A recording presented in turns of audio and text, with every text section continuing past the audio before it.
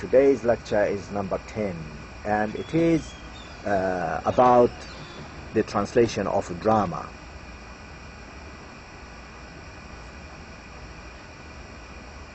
Again, as I said in previous lectures, you should, by the end of this lecture and by the end of studying this lecture and doing all the exercises you are required to do with regard to this lecture, you should be able to understand and show understanding of the concept of drama translation. And of course you should be able to translate, some types of drama or plays, so hopefully by the end of this lecture you would be all right with regard to this particular literary text. What we are going to do today, I'm going to explain to you what we mean by drama, and then we will be talking about the translation of a drama, and we will take Shakespeare's plays as or Shakespeare's plays as central texts, and then we would hint at how to translate a song, whether it is for the radio or for the stage, and we'll give you some practicals to do this. Now first, what is a drama? What is meant by drama? A drama is the specific mode of fiction represented in performance. It means performance. The term comes from the Greek word action. Drama means action, means to perform, means to do, means to act. You stand up, you act, you do, perform. You perform what? You perform a fiction or a story or event or whatever. It's a plot. You perform a plot. Now this is what we mean by a drama: performance, acting, doing. And the word drama originally came from the Latin word meaning action. Now the structure of dramatic text, unlike any other forms of literature, it is influenced by the production. It is influenced by the production team and the reception, the people who receive the text or receive the action. And drama originally, not originally, but what really matters to us here, modern tragedy, Hamlet, for instance. Hamlet is an example of a drama or a play or a drama, or it was written in 1601.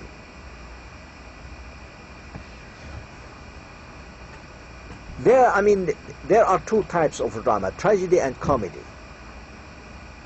And the origin of of these two types came from Greek. So they are symbols of the ancient Greek muses, Thalia and Melpomene. Thalia was the muse of comedy, the laughing face, while Melpomene was the muse of tragedy, the weeping face. In other words, there was a comedy and there was a tragedy. A comedy is supposed to make you laugh, and a tragedy is supposed to make you cry. This was in the Greek time.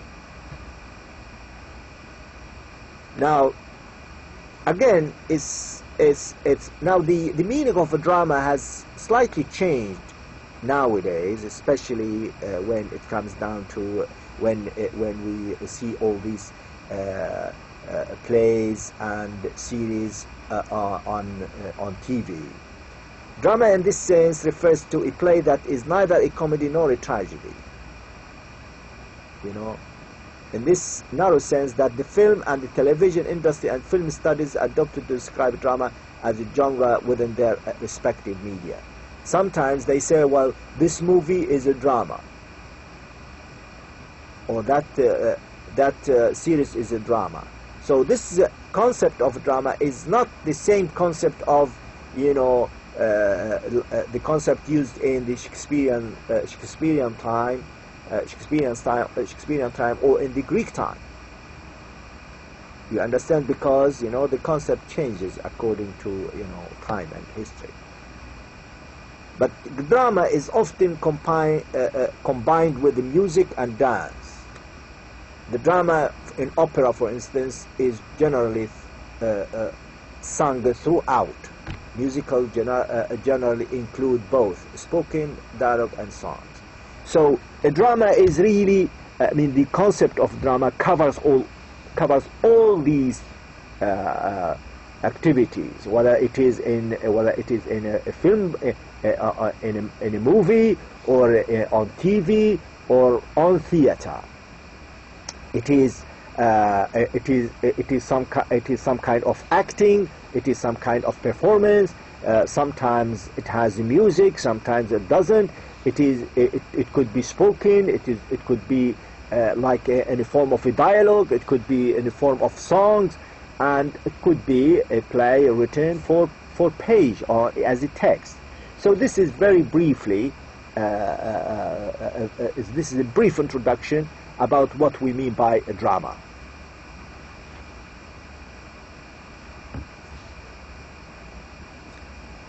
Now there are many types. Many forms of a drama. The following is just a list. Right? It doesn't mean that it is exhaustive list. Right? I mean, it's just types of improvisation. Like, for instance, at school in the UK, for instance, they say, okay, today who can come up and improvise and tell us a little story for 1 minute. This is how they really teach drama from, let's say, from year 1, year 2, year 3. Can you come out and act for 1 minute? It gives the students.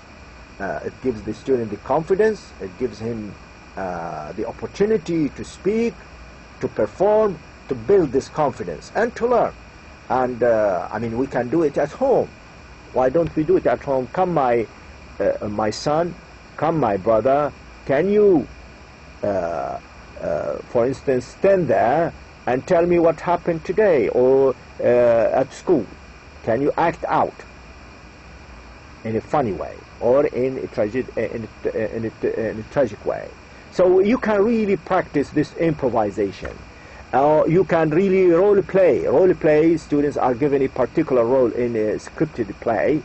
After rehearsal, the play is performed for the class, school, or parents. You know, so role play form.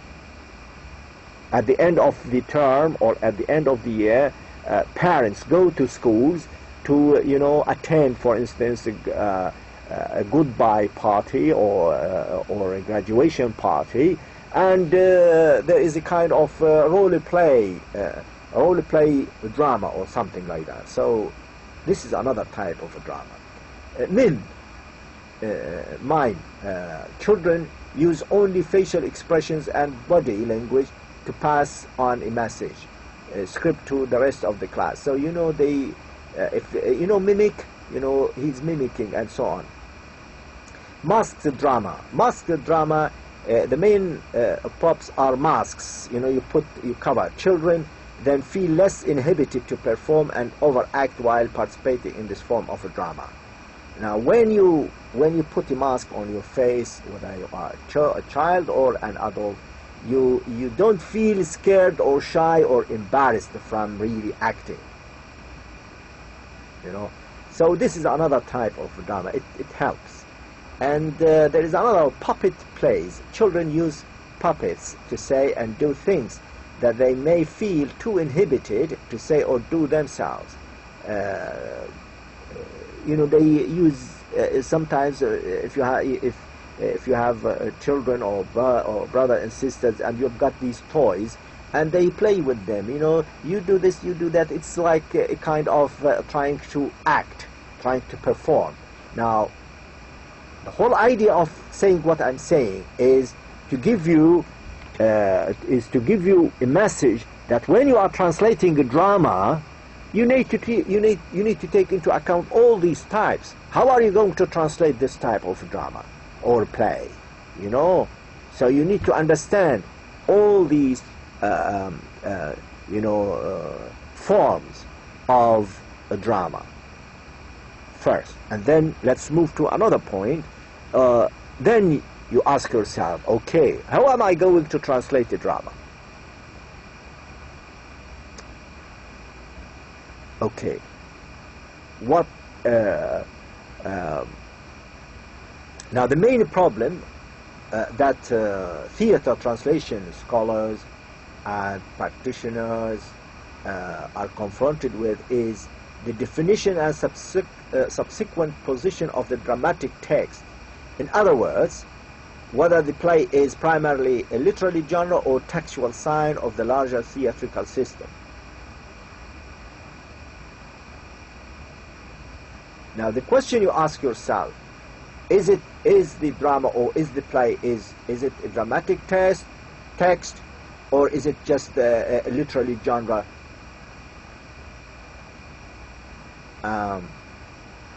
Is the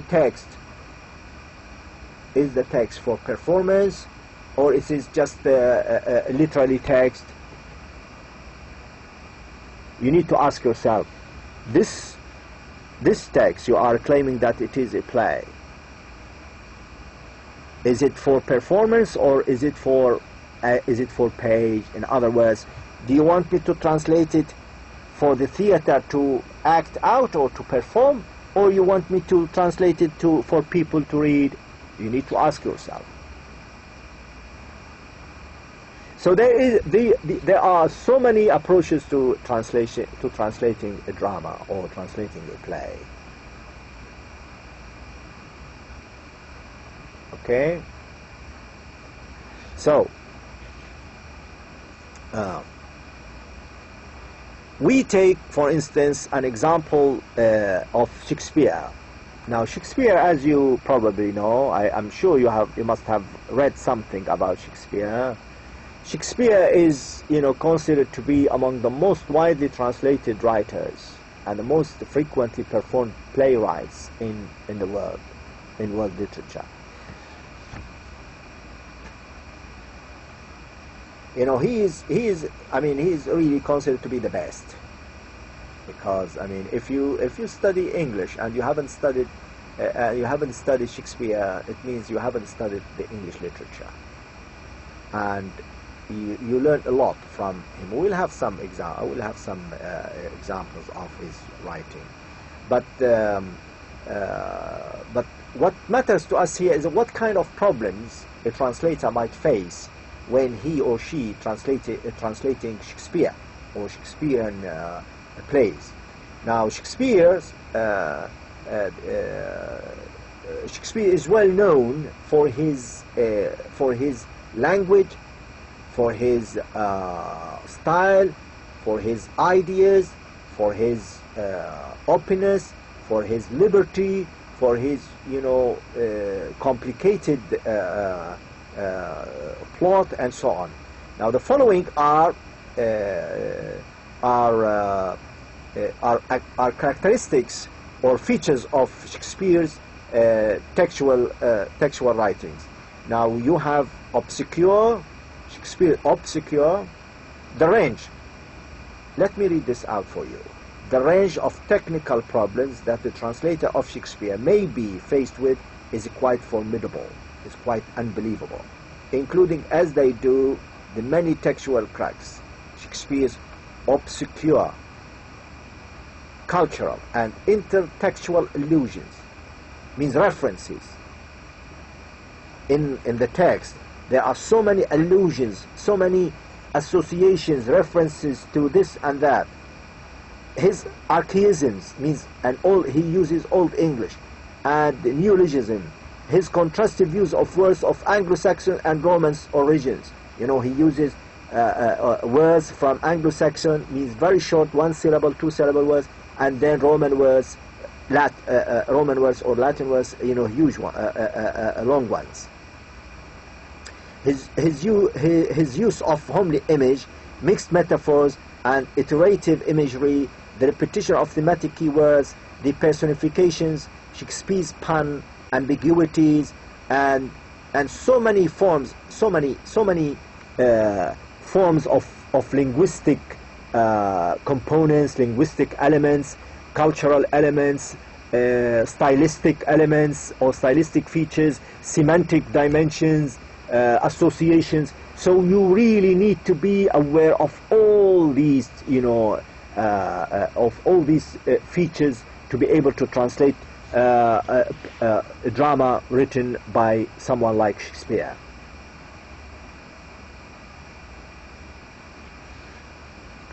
Now I have chosen here an example of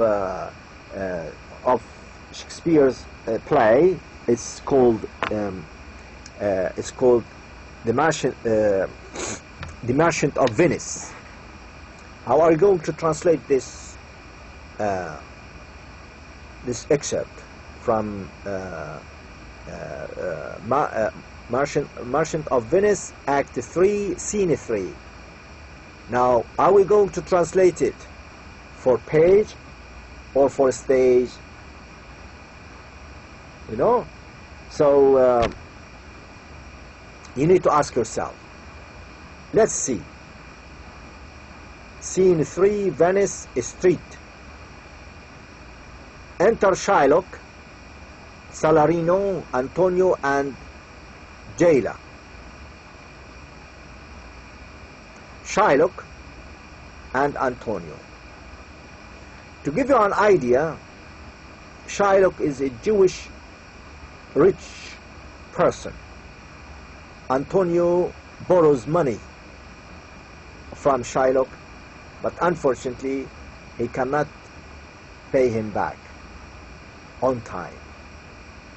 Now, and Antonio is taken to prison. Now Shylock, what he says? Jailer, look to him. Tell not me of mercy. This is the fool that lent out money gratis. Jailer, look to him. Antonio, what he says?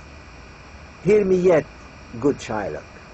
Now, Antonio in jail, and Shylock is, saying to him what he has said. Now, how would you translate this into Arabic?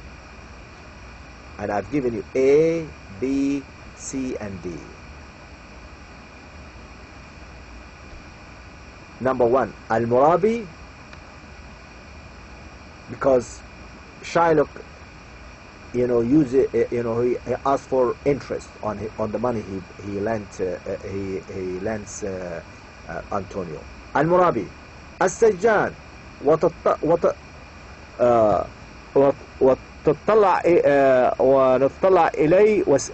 ونطلع إليه وسلم يقول ليس لي من رحمة، وهذا هو الأحمق الذي أفترض من دون مقابل المال. السجان والنظر إليه. تسمعني حتى الآن والمرابي جيد. This is a googly translation, by the way. I leave it to you. This is googly translation. B. Shylock, أيها السجان انظر إليه لا تسألني الرحمة، هذا هو الأحمق الذي اقترض المال بدون فوائد. أيها السجان انظر إليه. أنطونيو، اسمعني يا شيلوك الطيب. سي. شايلوك، انظر إليه أيها السجان ولا تطالب مني أن أرحمه، هذا الذي اقترض المال بدون مقابل. يا سجان انظر إليه. أنطونيو، على رسلك يا شايلوك الطيب. دي. شايلوك، يا سجان انظر إليه لن أرحمه، فهذا الذي استدان المال بدون مقابل. انظر. أنطونيو، لم تسمعني بعد يا عزيزي يا Shylock. Now which one would you go for? Remember, are you translating text for text, or text for page, or page for page, or you are translating for stage? It means to be performed. You need to be aware of this. All right? So, this is an example of how to translate a play. Now, I would like, now, if you want to translate a song from English into Arabic, or from Arabic into English, how are you going to translate a song like this into English? Are you going to translate it for the radio, or for the stage, or for the page? Now, how would you translate the following Arabic song into English? Would you translate the first part of the song below A, B, C, D, or something else? The song says, I don't know whether you have heard of it. غسل وشك يا آمار بالصابون وبالحجر وينك يا آمار غسل وشي مشط شعرك يا آمار بالمشط الحلو مكسر وينك يا آمار مشط شعري. Now this is the song. How are you going to translate this colloquial song, into English? Would you translate it? A, wash your face, moon, with some soap and stone. Where are you, moon? I am washing my face. B, have you washed your beautiful face, my moon? Have you washed it with some soap and stone? Where are you, my cheeky moon? I'm washing my face. Wash your face, little moon, with soap and with the stones. Where are you, little moon? Washing my face. Wash your face, sweet love, with soap and stone, with the hay and the hoe. Where are you, sweet love? Washing my face with the hay and the hoe. Now I leave it to you, which is the most appropriate translation to that song. Okay? Now, you need, in addition to the linguistic and cultural translation of the song, the content and the form, the translator needs to work on the translation of the style. You need to think of the style. Now this is a song in Arabic. Can you make it a song in English and be sung and acted and performed? And the style, would you be able to translate it in a style that be acceptable to an English reader? So you need to be aware of the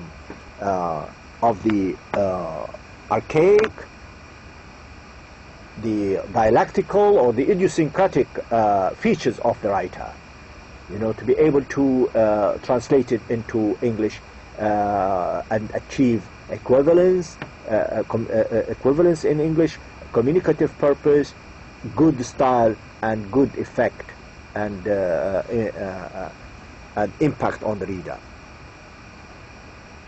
Now I have this exercise, the practical A, translate the following into Arabic, use your creative ability in your translation. So this is an example of the same play. I would like you to translate in a style that is fit for a page, not for the theater. Just translate it, but make it really good.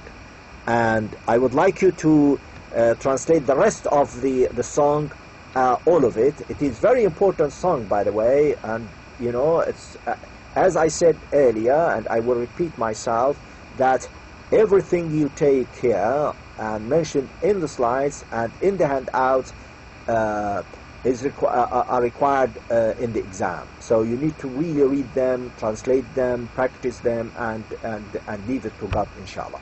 Do your best and leave it to Allah subhanahu wa ta'ala. Okay? And so I wish you all the best, and thank you very much indeed. Thank you. And see you inshallah next seminar or next lecture. Assalamu alaikum.